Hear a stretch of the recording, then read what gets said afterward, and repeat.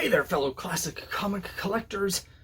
As always, I'm Scott Harris King, and today I'm excited to bring to you the third part of my three-part podcast discussion with my special guest Slam Bradley about my favorite comic of all time, and that is Sandman Mystery Theatre. In the first two episodes, we covered the first 32 issues of the series, and in this one, we're going from issues 33 to 70, completing the discussion about the rest of the series.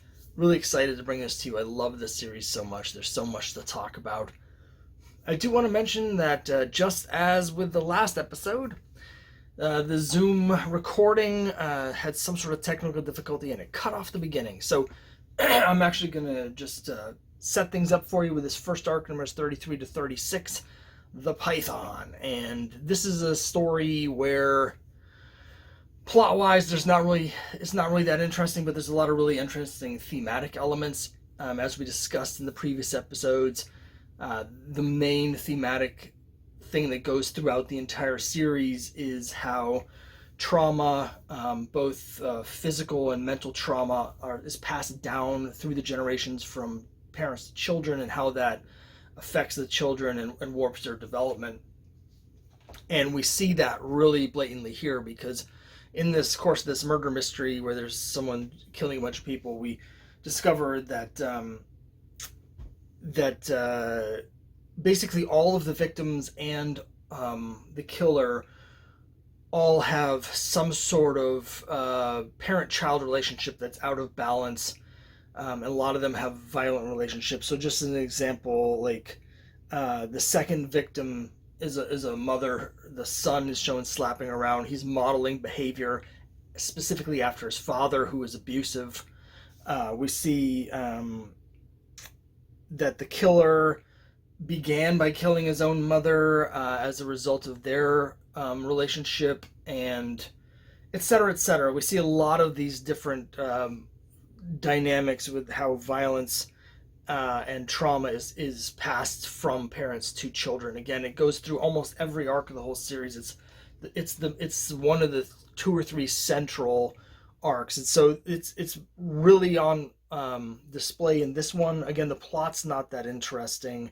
The other thing is, as we usually do, we see a lot of mirrors for Diane in particular, where we see other characters sort of mirroring or having situations in their lives that mirror what Diane's going through, and we can see sort of outsized results, and she can sort of contrast what she's thinking with what she's seeing happening to other people in similar situations.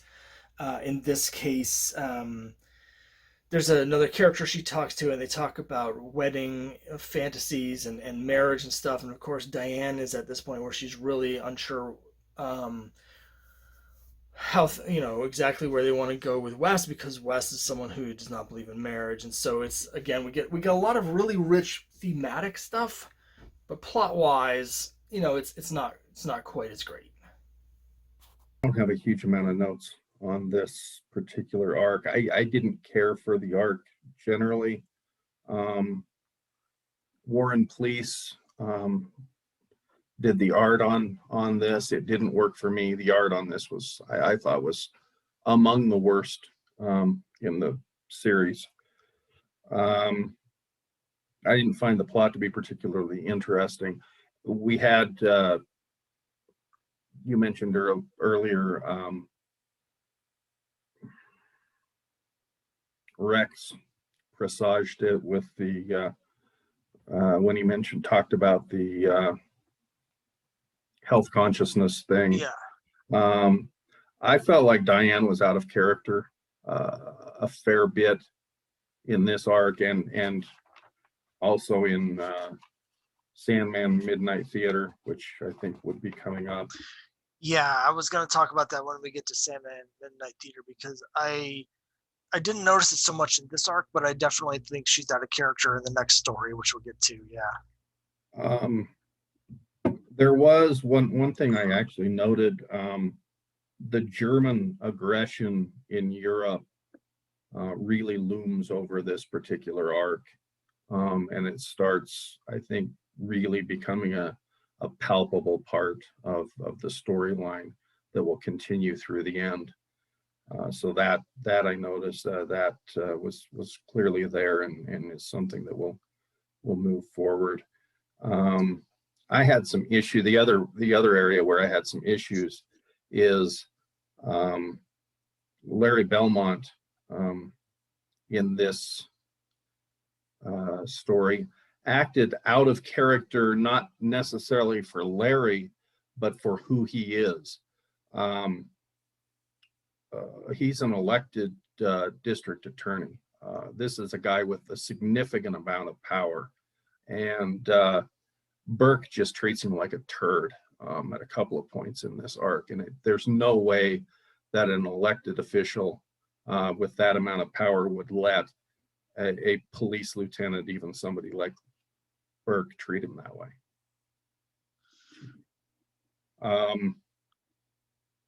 And he also, there's a point where he has to work late because of this new murder, a murder that there's no suspects, there's really been no investigation of.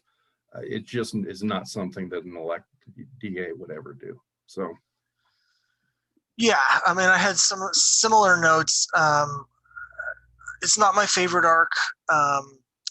Again, I thought the most interesting parts of it were just the thematic elements of having all the both the killer and all the victims have some sort of relationship with the child parent trauma and violence being passed down from one generation to the next.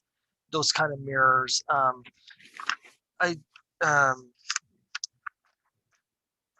Sorry, I just lost. Oh yeah. So I agree with Diane being a little out of character, and I think it was because it was plot driven.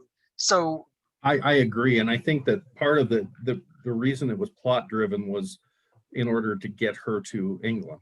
Yeah. So that this in between this arc and the next arc, we get this. It's Sandman Midnight Theater, and what happens at the end of this storyline, in issue 36, the Python. Diane leaves, goes to England to find herself. And then in this story, she does a lot of soul searching, and at the end, she decides to get back together with Wes. The problem I had with this, and I think why she was felt out of character in the Python to get her to this issue, is the soul searching she's doing in here, she just did in the series. Yeah. So it felt very repetitive. Now, this is nominally a crossover. It's called Sandman Midnight Theater, and it's nominally a crossover with Sandman and Morpheus, and it's co-written by Neil Gaiman. And it felt like they wanted to do that to tie the books together, and I just didn't think it was necessary or very successful. I agree. This is probably my least favorite thing that Gaiman's written, prose or comics. I've not read all of his comics work. I've read all of his prose work except for maybe a couple of short stories that may have slipped through. I have not read The Eternals because that's just a franchise that doesn't interest me at all. But this just didn't. It seemed like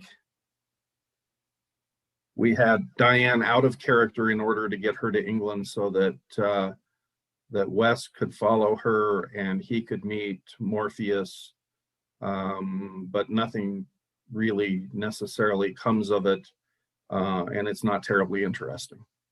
Yeah, so I felt kind of like, the annual wasn't intrusive, it just didn't serve a purpose. This was intrusive and also didn't serve a purpose.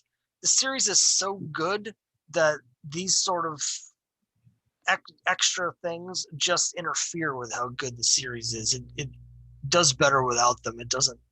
Not only does it not need them, it doesn't want them either. Interestingly, I've read a ton of interviews with Neil Gaiman, and I don't know that I remember him ever mentioning this book, which probably says something about it. There's a couple things I wanted to mention about Sandman Midnight Theater is again, we have more mirrors for Diane. There's a character that she meets up with who's supposedly deliriously happy in her marriage. It turns out that she never really gets to spend time with her husband because he's too busy doing other things. But also their relationship, their seemingly perfect relationship, is destroyed because of secrets that they've been keeping. So that's like a clear parallel with her and Wes. This also introduces, I think it's my introduction to the character of Canon. Yes, it is. This guy who's, I'm not even sure how to describe him. He's a priest who's also like a private detective or something. Like, it's not really quite right, but he's an adventurous priest with a unique morality. Yes, Anglican Reverend Vicar. I'm not sure what. I'm not that familiar with the Anglican Church, but the canon, he has this little calling card that he leaves that has a canon on it, which is obviously a pun on canon, the ecclesiastical canon. He becomes somewhat more important later on. In some ways, I feel like he's a little bit of a mirror of Wes. Obviously, he doesn't have the money, but he's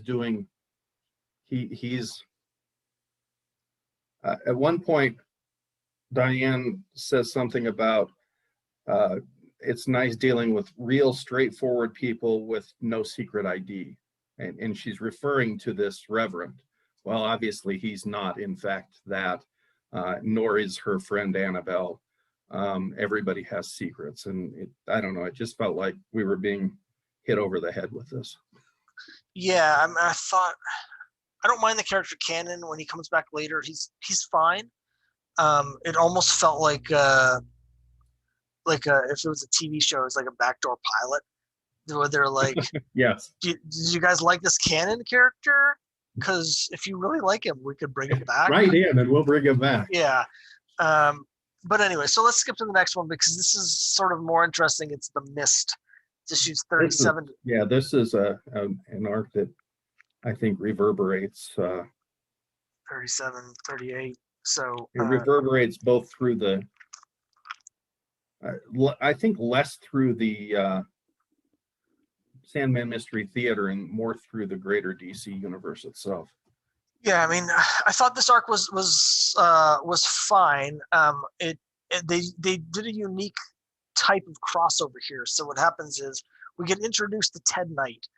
And there's this competition to build devices. The War Department is having inventors come in with their inventions, and one of the competing inventors is the Mist, who's this guy from Canada. And we basically see in this story how he becomes the Mist, and he's sort of defeated by Sandman, and Sandman ends up with one of the Mist's medal that he had won in World War I. That's the end of this story. Over in the pages of Starman, we get in the present day, which is the 90s, a 4-issue arc where the Mist in the present day, who's now a really old doddering old man, basically they want to get his medal back, his children. What's interesting is that series is very similar thematically to Sandman Mystery Theater. It's all about the relationship between parents and children and the legacies they pass down. And it's also a lot about the beginnings of the DC universe. So the two series are very complementary. And so basically the Mist's children, they want to get the medal back. And so Starman's trying to get this medal. And he tracks down Wes and Diane. And we learn that Diane has become this sort of famous literary figure. It's a really cool story. It is very interesting as a crossover because it's not really a direct crossover. They take place several decades apart, and the medal is just sort of this MacGuffin that ties the two stories together. I did like I thought that overall the storyline was fine. It wasn't spectacular. This was, I think, we've moved even further into the most overtly comic booky villain. Yeah. Obviously, the Mist is a long term, but I mean, we've got the mad scientist thing. He's doing all kinds of weird stuff so he can get money perfect his creation. The one thing I did like about this is that Wagner and Siegel pull a lot of headline type stuff into this arc,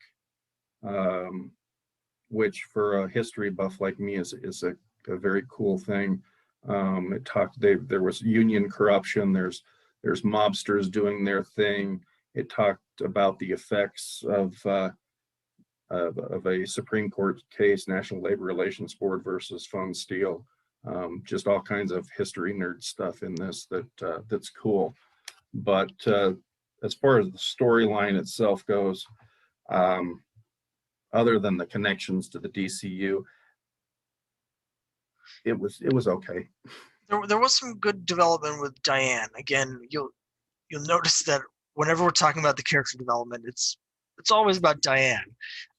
There is some with Wes later, but it's really the arc is all about Diane. And here she gets a job with her father. So she finally starts working officially with her father.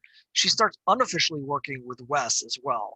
So now she's helping him with some of the cases, and she's starting to find purpose and direction because she's now doing things and taking action instead of just sort of being and being reactive to what men are doing.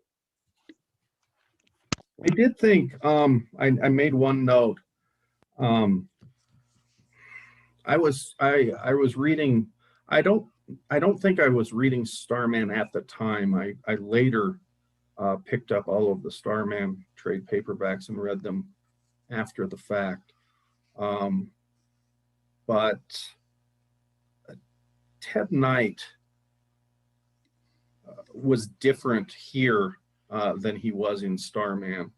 Obviously, multiple decades went by, so people change, but he was not a terribly likable character in this arc. He was kind of a horn dog. He was spent a lot of time hitting on Diane. He was not a character that I would want to spend a lot of time with. No. Okay, next arc is a big arc. It's an important arc. It's the Phantom of the Fair. I really like the design, the cover design on these issues.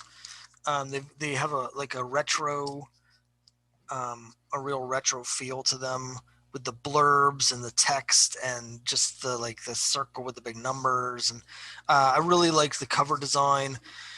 A lot of stuff going on in this storyline. There's a lot of foreshadowing for future arcs. There's also, we get some more DC Universe building here. The Crimson Avenger shows up, but also Jim Corrigan shows up in an appearance that puzzled me because I felt like it was referring to a specific story. Like there was some things going on with him that I felt like were referencing some kind of Spectre story that I've never read, and they don't tell you what it is, and I couldn't figure it out.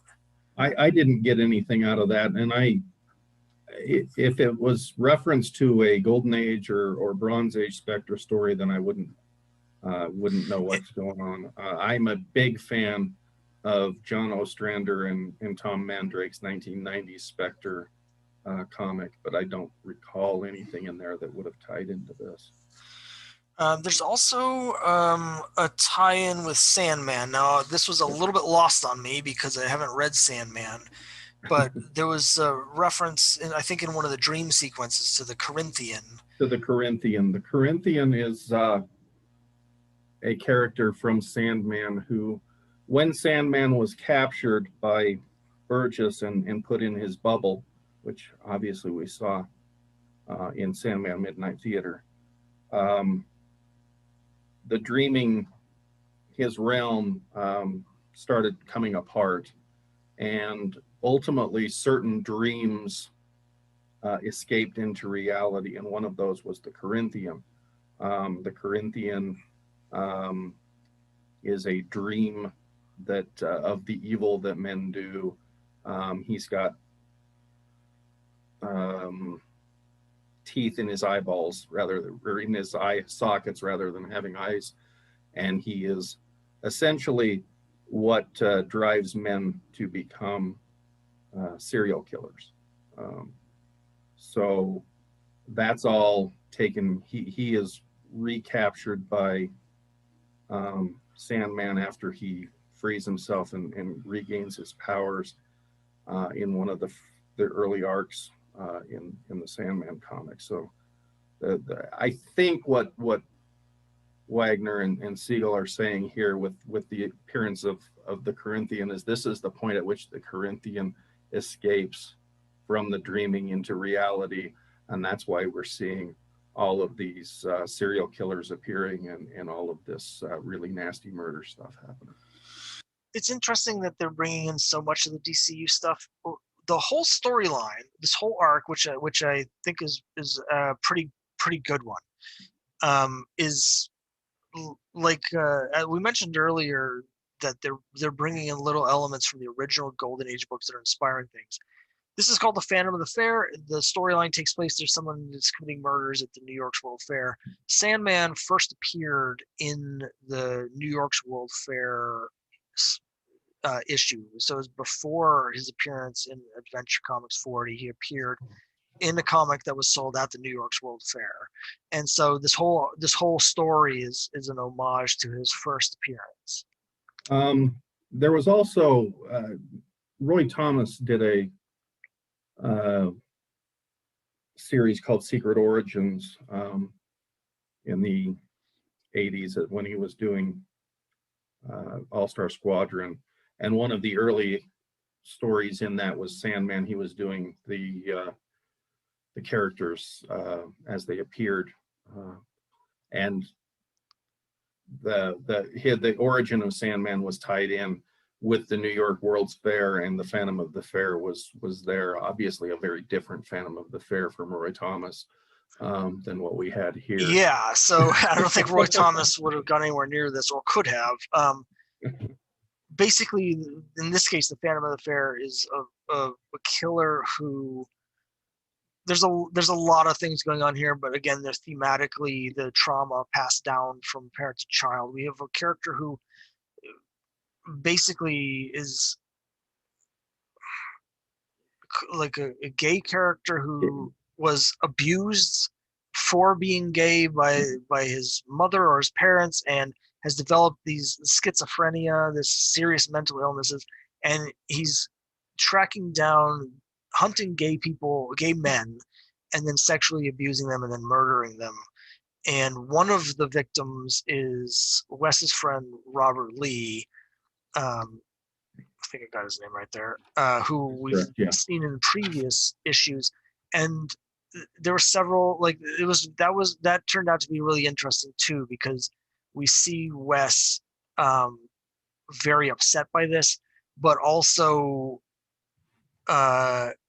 there's some moments where he has to sort of confront his own prejudices, because he just hadn't occurred to him that any of his friends could be gay, and this is 1939, so there's a lot in this storyline.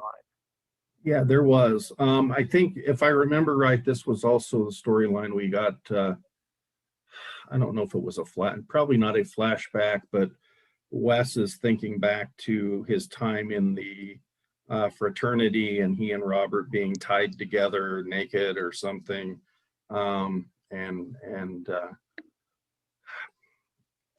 Overall, there are things to like. I guess my problem with this storyline, obviously a lot happening and a lot to like, but even at this point in time, the gay character killing other gay characters because of things that have happened to them is kind of low hanging fruit as far as it's true. Yeah, storyline goes.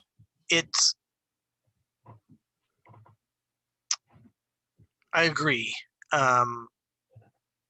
There may have been ways to get to the good parts that came from that, with Wes examining himself, and and without resorting to that aspect of the plot. I mean, in general, I think most of these cases are fine. They're constructed fine. As I mentioned at the beginning, I actually don't like crime stories, or like I can't watch any kind of like serial, like serialized, like CSI. Like I can't watch any of those. So for me, I would be fine without a lot of this stuff. But the good parts of the story are so good that I don't mind it as much. But I agree that probably didn't need to. There are a couple places where it gets a little cliche, even for the '90s, in terms of how they have some of these things. Shall we move on to the next arc? Yeah. Okay, so here's the Blackhawk arc. I love the design because they look like these movie posters. Yeah. Blackhawk 269 was my first comic book I ever bought, so I have a lot of nostalgia for Blackhawk as a character. I will say this is, again, we're having several stories in a row where we're introducing new characters from. Yeah, that seems to be the theme at this point. Yeah. Part of me wonders how much of that might have been editorially suggested, in terms of the sales on this book were never great, and I wonder if they thought, well, let's sex this up a little bit, and let's add in some of these golden age characters. I'm not sure how many fans around the world were like over the moon because there was a Crimson Avenger cameo in a comic. Like, I'm not sure how much that would work as a sales force. I would be one, but I know, but I like this story. I think it's a fun story. It doesn't have quite the same resonance as some of the other ones. I feel like the more we bring in some of these characters, the more the plot becomes paramount over the character development.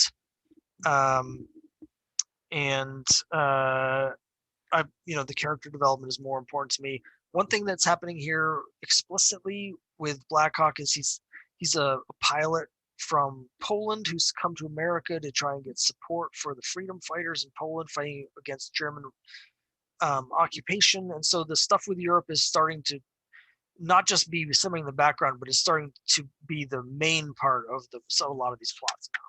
Yeah, there were a couple of things happening here. Obviously, the European and the war becomes a real problem. This Blackhawk, the art on this, I thought was not good at all. Diane looked a little bit like the Brute on more than a few occasions. I really just the art was a real problem for me.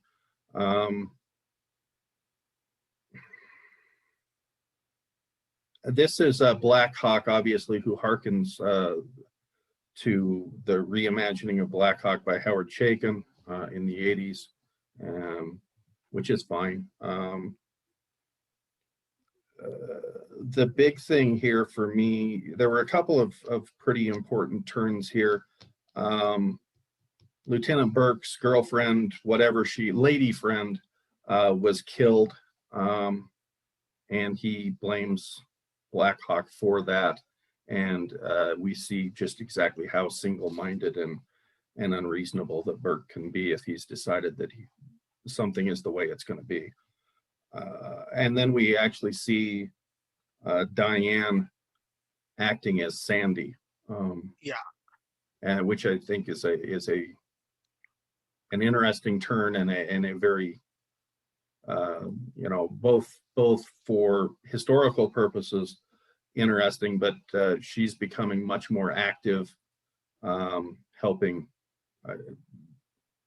Wes in his quest to find justice. I thought it was a great twist on the Sandy as the Sandman's sidekick, because it's a character that doesn't make any sense to have some boy sidekick. It's just dumb. So I thought like this was I really liked Diane as Sandy. Another important thing with Diane in this arc, again, more agency, is this is where she starts writing her novel, and that's going to bring us into the next the next arc, which is a key sort of pivotal arc here. Again, I love the cover design of this arc because this is where they make it look like DC Comics from the 40s, because this is the arc that deals with the pulp and comic publishing industries in the 40s. So I'll just show off all of these covers. I think one of the things that we hadn't mentioned is at some point, earlier, and I don't remember when, there had started to be a pulp published with Adventures of the Sandman, and that obviously Klein read that pulp, and so that ties into this, and that's yeah, and I love when they bring in those elements. You know, it's very meta. You know, it's a comic. It's a pulp within a comic that's about pulp. That's about comics that are about pulps. So I love that sort of thing. We get the return of these brothers who are trying to do this comic publishing initiative. We saw back in issue 32. There's a comic book within the comic. So in issue 50, I think it is, we see the comic about the Sandman, which is done in this Golden Age style, which is by Joe Kirby and Jack Simon. Yeah. And so it's great. It's great meta commentary. It fits in perfectly because these are taking place, you know, in 39, when you know, right when the golden age of comics is really starting. So I really like that. We also get some more continuity stuff where we get the return of the Face again. Yeah. So the only recurring villain in the series, which recurs. There's also an extended dream sequence with Morpheus in it, and some of the dialogue there is from Sandman Midnight Theater. So it's really pulling a lot of those things together. We also get some historical commentary with regard to the Derigo and Derigo Publishing being a money laundering front for the mob, because there's obviously always been, I don't know if it's been ever fully confirmed, the speculation that DC Comics, at least at one point, was laundering money for the mob. Victor Fox pretty clearly, I think, was at least mobbed up at times. So the pulp industry and later the comic book industry, any less legitimate publishing generally had mob ties at the time. Yeah, so that's all. And we also get some really important stuff with Diane. So Diane is trying to sell her novels. She's not being accepted because she's a woman. She's being turned away. She gets caught in this bomb blast and injured. She also finds out in this storyline, I think this is where she finds out that she's pregnant. It is. She's seeing a couple different pathways her life could take. Her as a mother, her as a writer, she doesn't necessarily see them as compatible. And this is going to be the centerpiece of the next, the rest of the run really, is her figuring out what this means, Wes reacting to her, and just it's sort of a culmination of the whole theme of because so many of these stories are specifically about parents and children and passing on trauma and violence begetting violence within families. It's, when you think about it, it's kind of inevitable where there has to be a story where she gets pregnant and they have to figure it out within their own relationship. And the fact that the war in Europe is getting more and more into the story and looming over everything becomes really important to how they decided to develop it. Because it's not just the violence taking place directly with the people around them. It's the existential threat of just everything in the world that she has to deal with. This was, as I recall, the first time that we learned that Wes had a brother. I don't remember that having come up earlier in the story or in the comic, and we haven't ever found out a lot about, at this point, Wes's family. Is we know his father's dead, we know his mother's dead, we know he spent time in Asia because his father didn't have time to deal with him. So again, that gets back into the family and whether or not you know are children going to keep us from doing what we want to do and what we feel we need to do with our lives. So we're going to get right into the ramifications of the pregnancy in the next arc, which is the crone. This is about a radio drama. So now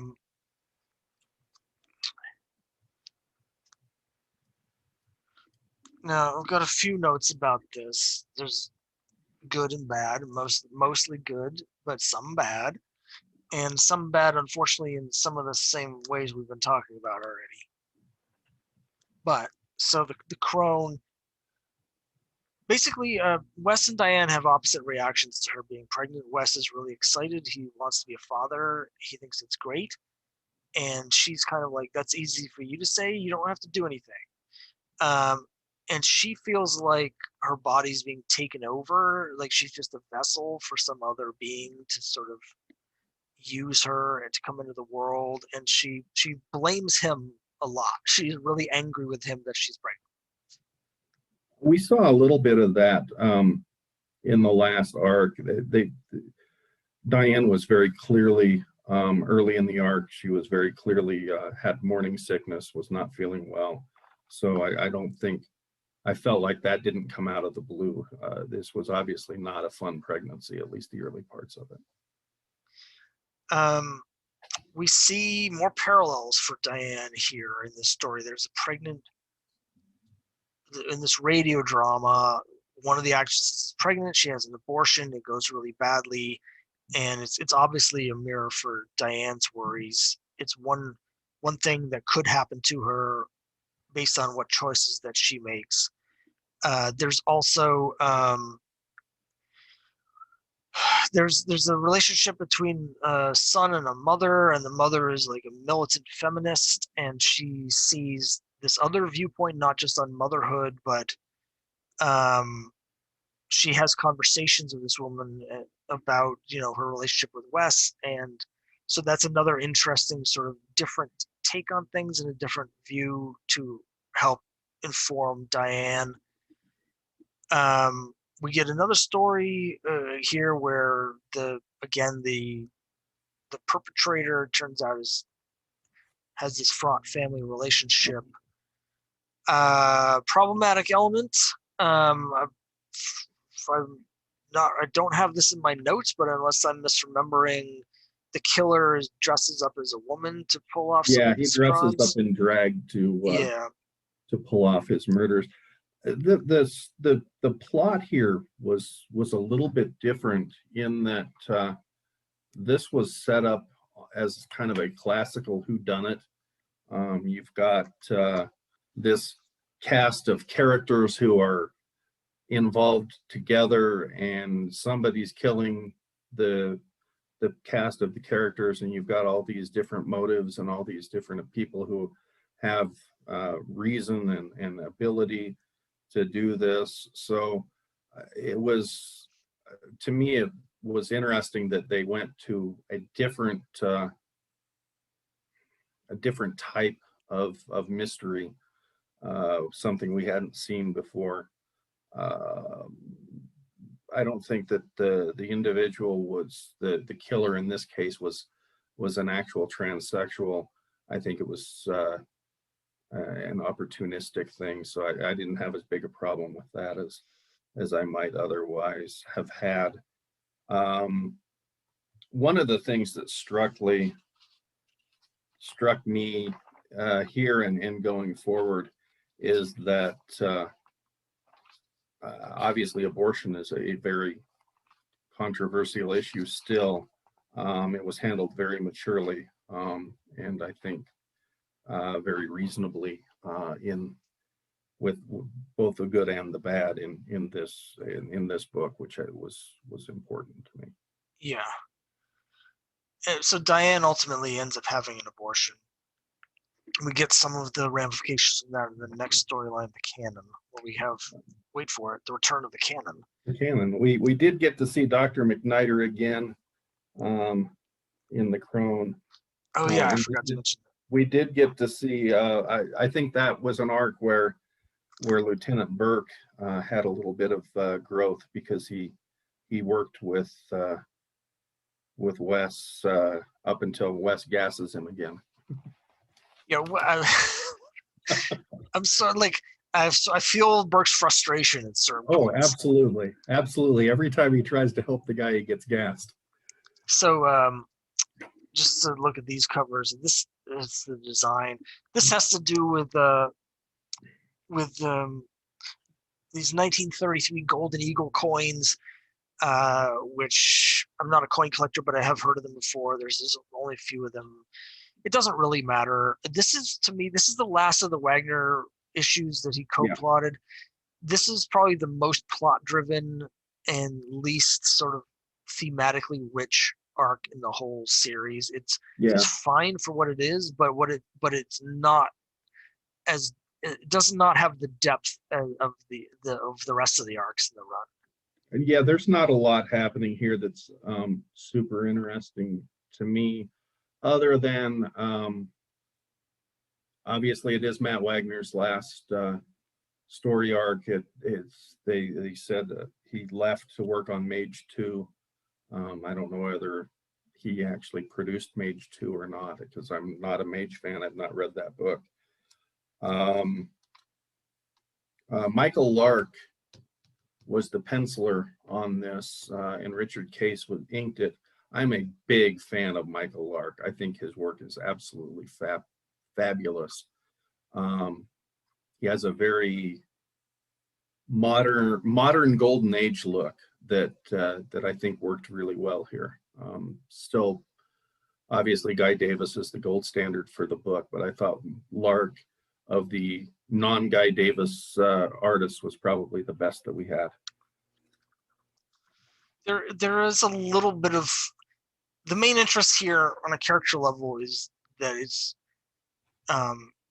Wes and Diane sort of dealing with the ramifications of her decision to have the abortion. Yeah. Wes is upset. We see he in his narration journals, like he ruminates a lot about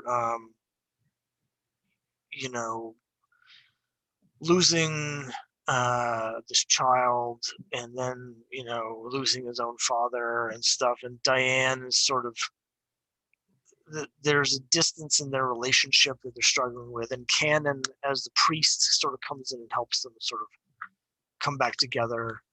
I think this is where we probably start to see as much of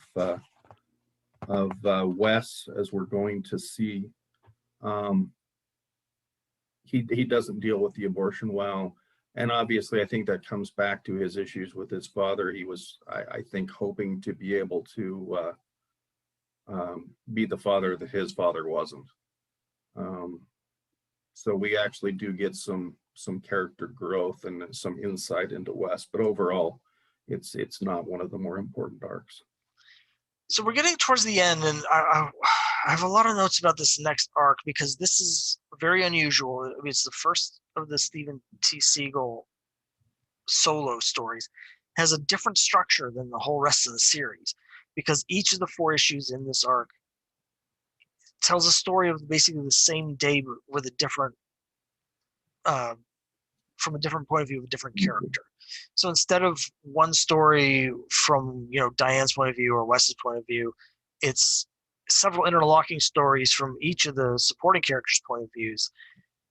The big question that I have here, and it doesn't really matter, I suppose, but part of me thinks that Siegel was doing this, like, now that he's taken over the book, as a sort of a new direction, sort of like, okay, we can break out of the structure we've had before. We can do different things with the series. I'm going to expand we can do, and here's a look at how we can do it by bringing these other characters in. However, starts with issue 61. The series ends with issue 70. Part of me wonders if it's the reverse is happening, where the writing's on the wall that the series is coming to a close, and so he wants to give the spotlight to the supporting characters to give them like a closure before he closes things off for the main characters. Because that's basically what happens, particularly with issue 64, which is the Burke issue. Yeah, that's what makes sense to me. I think at this point, the main writer, the creator, is leaving. 60, you end up having 10 issues left, but at that point, you have to know that sales are not fabulous. And I know that the cutoff point, I'm not entirely sure at this point, but later on, the cancellation point for Vertigo books was significantly lower than what it was for DCU books, a lot lower. But I think at this point, you probably have to know with the main driving force behind the book leaving, and with probably plummeting sales, that the writing's on the wall. This isn't going to happen for much longer. So let's give these characters their day in the sun. And frankly, I don't have a huge amount of notes on this, but I like these issues a lot. I have a few notes. I'll just do them individually. So this is called The City. Here's part 1.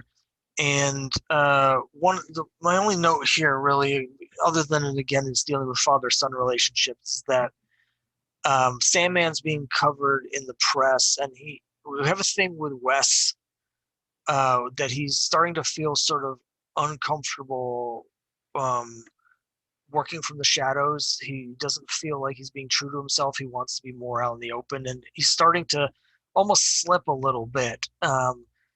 He's making mistakes, and where he's becoming more of a public figure.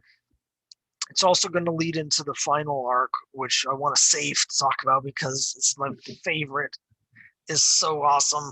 But in terms of superheroes, where costume vigilantes working out in the open as opposed to a shadowy figure of myth. It's I think what you see kind of the transition here from the old school pulp oriented heroes to the more golden age oriented hero, later golden age here. I mean, obviously this is earlier than what you would see that, but eventually all of those early heroes become homogenized, less edgy, more childlike, and I wonder if they were going for a beginning of that look. So here's 62. This is the Diane Spotlight issue. I don't have this in my notes, so I could be getting this wrong, but I think this is the issue where she tracks down this famous author, and Yes. There's this guy who's like a gibbering moron who is posing as the author, but it's because the author wants to remain secret. And so the author has basically hired this person to act as their front. This is a story where she actually puts on the Sandman costume. The old costume, the original, the old longer gas mask and gun. Yeah. And that's a bit of a nod to a story from the Golden Age where she took on the Sandman identity. 63 is another father-daughter story. This is Humphrey's Spotlight, where his daughter Etta, who's been in the series for a while, again, as a counterpoint, like another mirror for Diane's own relationship with her father. Etta gets in some trouble here, and Humphreys is trying to get her out of trouble. And I really like these stories again. And then probably my favorite is the Burke. The Burke story is excellent, and it does more than he gets fleshed out as a character more in that issue than he had the entire series up to then. Yeah, and he gets his happy ending, although I think that might, I don't remember for sure if that might happen later, but he ends up getting married at the end of the series. And Yeah, he ends up. This is the issue when he finally breaks down and agrees to meet the his partner's sister-in-law or something like that. Yeah. Some sort of relation, and they hit it off. Yeah, it's I really like the arc. I really like the characters. Okay, next the penultimate, let's say, arc, the Goblin. Penultimate. Again, Goblin. we have another monster baby, like a deformed child. And this is I really thought this was really good because it basically is the culmination of Wes and Diane dealing with the fallout from the abortion. There's a part where Wes breaks down. There's a lot of stuff here. I have a whole page of notes on this. But again, we have the whole child parent thing. We have there's this orphanage and this woman who's an orphanage keeper, and she's sort of become bitter, but it turns out what she's really bitter about is that all these children have been abandoned. It really gets to the heart of kind of why Diane decided to have the abortion. There's all these abandoned children that have no parents, and society has abandoned them. And as a result, sort of the evils of society are falling on these kids and shaping them into things like the Goblin, things that they shouldn't be. And so it sort of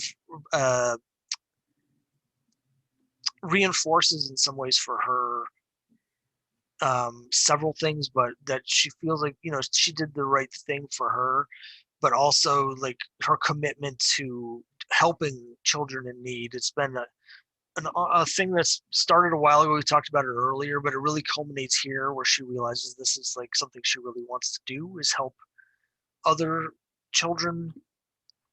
I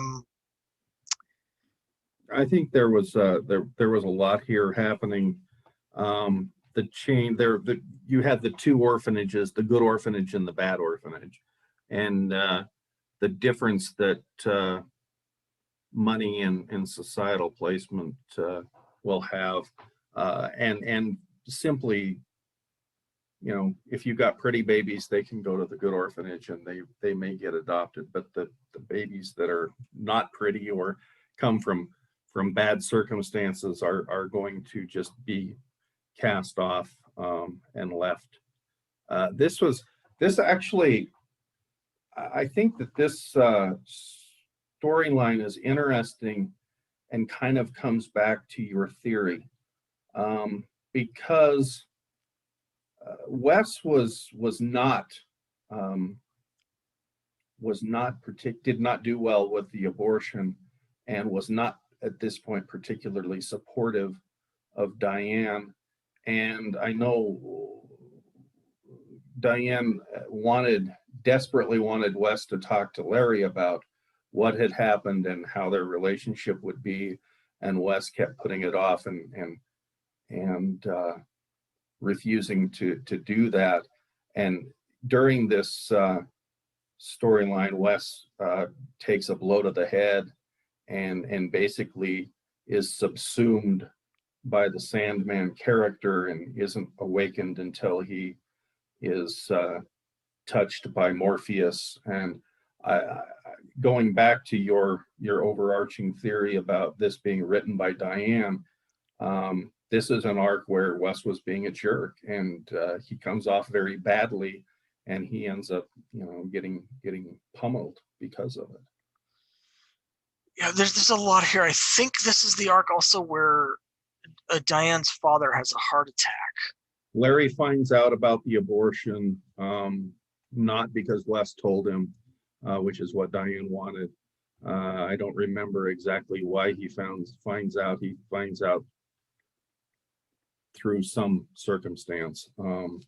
I think he finds out that she had been at this hospital that basically is known to be nothing but an abortion hospital. A good one, but yeah, it causes him to have a heart attack.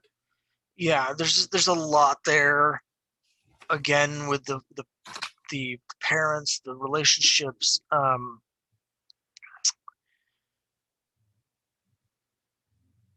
I thought it was an excellent arc in a lot of ways. It ties up a lot of things thematically,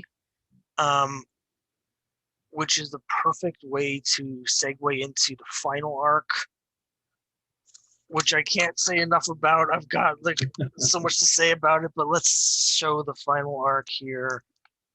Here it is. It's 69 and 70. And you'll notice there's only 2 issues. So forgive me, but I'm about to start talking for a little while because, as I said right at the beginning, go ahead. I did note that there was never, I don't believe until issue number 70, I read the letters pages, which is not something I do. I'm not a letters page reader. There was no indication that the book was being canceled, at least up until either 69 or 70. But prior to that, those last 2 issues, there was nothing in the letters page to indicate that the book was going away. No, I think you're right. I think there might be something in the letter page in 69 saying that the next issue is the last issue. That may well be. I mean, I started reading this off the stands new around issue, I don't know, 55.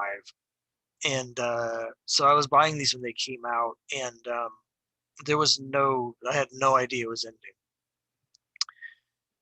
As I mentioned at the beginning, though, there's nothing I love more as a writer than when the structure is part of the story. And all of the arcs up till now have been 4 issues. What I love so much about this, and once I talk about this, then we can actually talk about the stuff with Wes and Diane, because that's also great. But it's set up in exactly the same way to be a 4-issue mystery. And Wes has been more and more concerned with events in Europe. And he got this letter, as we mentioned earlier. He got a letter from his brother basically saying, I'm in Europe, I'm in trouble, I'm stuck here, I need your help. And Wes is like, he doesn't have a good relationship with his brother, but he feels compelled, and he's having more and more dreams from Morpheus about what's happening in Europe. And so he basically, in this arc, he decides that he needs to go to Europe. And part of it is that in the middle of this investigation, it's, again, the case is set up to be your classic 4-issue arc. There's this person who's dressed as a World War I soldier, including the gas mask, sort of like Sandman, and he's killing veterans, and Sandman's trying to solve the mystery. And several of the other vigilantes from the early days of the DCU who have been introduced early in the series get involved in the case as well. Our Man shows up, and the Crimson Avenger shows up, and they all get in each other's way trying to stop the bad guy. And basically, Sandman is sort of like, I don't think I need to be here anymore. What's happening in Europe is too important. And now there's all these other people here that are going to be doing this vigilante stuff that I've been doing. And so my focus needs to be elsewhere. And so he decides to leave right in the middle of the arc. And he and Diane literally leave their own comic right in the middle of the story, and we never find out what happens in the plot. Because they're basically like, oh, this is now an Our Man story. It's not a Sandman story. We never find out what happens with the mystery. It's not important. We follow Wes and Diane as they literally fly out of their own comic, and it just ends because it's so great, because the comic is always about their relationship. And when we get to the part where at the end of the issue where they decide to get married, which we can talk about in a minute, and then they fly away, that's where the story should end, because it's really about their relationship has come to not the conclusion, but the arc of their relationship is done. They are where they were getting to. And so the little cases they've been on the whole time have never been the focus. So the fact that they just leave their own mystery right in the middle of it. And the last issue, it's not like it happens right at the end. There are only a few pages into issue 70 where he's like, yeah, I've got other things to do. And the rest of the issue is the two of them figuring out what they're going to do, while somewhere else over here is presumably Crimson Avengers tracking this guy down, but it doesn't matter. It doesn't matter. I love it so much. It was like the greatest ending to a series for me that I've ever read. It's just the best. They're I think that whole last issue, you're right, that I think, I want to say that they just decide they're going to be done about about page number 5. And, at that point, they just are wrapping things up. Wes puts his secretary in charge of the company. He talks to Larry and explains what's happening. We find out that Burke has decided, now knows that Wes is Sandman and seems to be okay with it. And they go do their thing. Yeah, there's a lot of great things tied up here. I love the scene with Burke where Sandman basically warns him. He basically is like, I'm leaving the city, and these other vigilantes are coming. And he's like, I always have the best interest in the city in mind, but some of these people, like the Crimson Avenger, for instance, may not. And so Burke gives him the gruff sort of like, get out of here, you a-hole. But you see there at the end that Burke is like, he knows the Sandman is the good guy, and he trusts Sandman, or he doesn't trust these other superheroes coming along. I love that scene. One thing that we haven't really talked about, but is of course really important in this issue, is that Wes doesn't believe in marriage. He doesn't believe in traditional marriage. And that's a sticking point in their relationship throughout the series, because, she wants to get married and he won't marry her. And then what happens in this story is basically he has his mother's ring, and he's like, I don't believe that the institutions have the right to, like, it's the institution that he doesn't approve of. It's not marriage itself. So he's basically like, if you'll take this ring, I'll consider us married in the eyes of the universe. I just don't need or want a government or church to have have the power over our hearts. And she's like, that's the greatest thing I've ever heard. And so basically they just decide that they're married, because there's a tension throughout the issue where he's going to go to Europe and leave her behind, and he doesn't want that, and she doesn't want it. But there's, particularly with her father just having the heart attack because he found out about the abortion, there's a feeling like she can't go with him unless they're married, because it'll be more of a scandal and stuff. And so they decide that they're married, and she's going to go with him to Europe. And the series ends with them on the plane flying out of New York City. And one thing we haven't really talked about is how New York is such a huge character in the series, mainly in large part due to Guy Davis's amazing art showing the city. So having them fly out of New York, it's so perfect for the characters. It's perfect for the series. It's also perfect thematically on another level, where he's recognizing the beginning of the DCU. The character himself is like, we're entering a new time. And part of that is because he's getting these dreams from Morpheus that are sort of warning him about the superhero stuff that's about to happen. But he's sort of like, the era of the series that we've been in, the pulp era, is over. And so that's where the series has to end, because we know from the rest of the DC universe that when he gets over to Europe, the Justice Society is about to happen. And so it's like, it's just the best series ending for me, again, for me, of any series I've ever read. And really, if the series had to end, it was a good point to end it on.